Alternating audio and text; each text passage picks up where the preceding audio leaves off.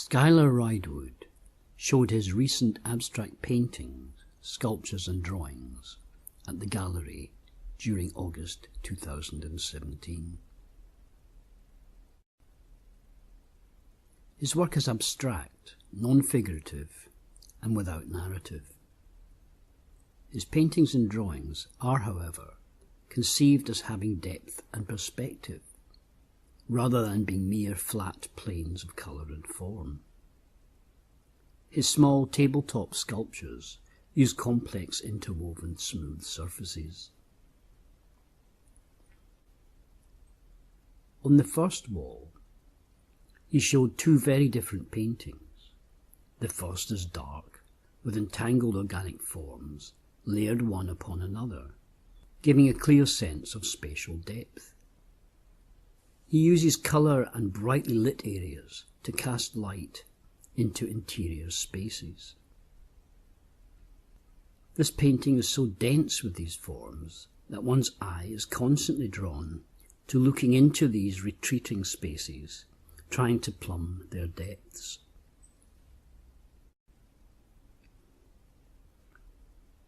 His next painting at first may appear very different. Though superficially it is light and dominated by brighter foreground forms, on closer inspection it has the same structure as the first, just not so dense and complex.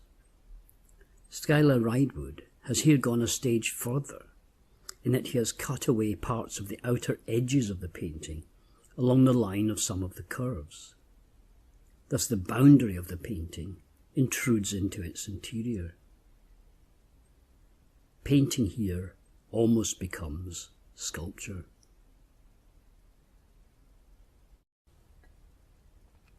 His pen and pencil drawings can perhaps be seen as preparatory sketches or explorations for his paintings, though some of his drawings are clearly complete artworks. Skyler is also very engaged by mathematical physics, and this shows in some of his drawings. Skyler's major piece, a large painting, filled the back wall of our gallery. Interestingly, this was painted on top of an existing painting discarded by another artist that he had found. Yeah, so the painting, it was found in my studio. Someone had thrown it away, which was very sad. And, well, it was a kind of Rothko-esque abstract expressionist smear of white going up here as I found it. And then I saw a lot of stuff in it, and I couldn't believe that someone had thrown away such a huge and amazing painting. So I took it into my studio and I started to draw out these patterns. There was already a kind of smear of white, as I said, but what I did was I started to pull it out and draw where it kind of stopped leaving off. So I started with a base sort of white, almost skeletal looking pattern, and then from there I started to create depth. And yeah, I started to create depth through these translucent sort of layers of green and blue. The actual framework of the white itself gave me most of the information I needed to create depth, because they were all sort of in curvy patterns anyway, so it was very easy to push one back, pull one out. Just decided what looked best, and as always you just take a few steps back and you would see it. The other wall of our gallery displayed a painting, a wall-mounted sculpture and two drawings. The painting is in the same style as the first work shown.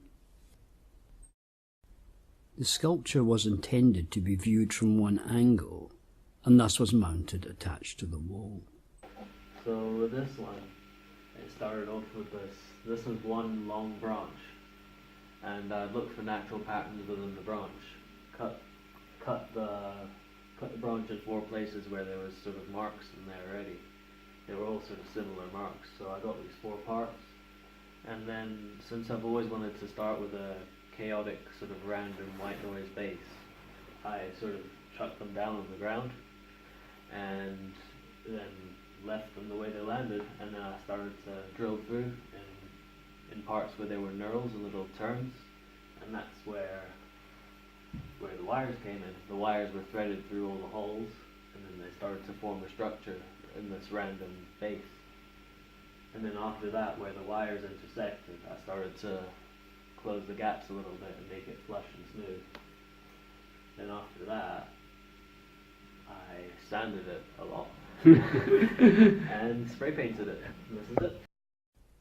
Unlike Skyler's other drawings, this one is a 3-dimensional sketch of a form that could almost be a drawing of a sculpture, the surface of which is depicted with grids and textured patterns. 3 sculptures were placed on plinths set along the gallery. The first incorporated 3 casts taken of Skyler's own face, from which tangled forms emerge and coalesce as if constructing an image of circuits in the brain. The second is a complex interweaving of smooth surfaces that form voids. These surfaces are somewhat reminiscent of mathematical forms. The third is a variation on the second, again using shapes that smoothly interpenetrate, widening out in some places, while in others narrowing to fine filaments. So this piece, I was interested in the idea of things reoccurring and things working in loops. So what I'd done was I got wires and then made them into loops, and then started to make the loops themselves much more intricate and detailed by looping them on themselves, and then creating these structures eventually out of many wires. Then after that, I added plaster Paris with some netting to keep it strong and gave it its structure. And then I started to sand out the perfect shapes in it. And then I painted and polished. While preparing for this exhibition, Skyler Ridewood explained to me that he wanted to break down the perceived boundaries of the disciplines of painting, sculpture and drawing. He intends to create works which can be viewed both as paintings and sculptures. His exhibition clearly demonstrates the integral nature of his vision.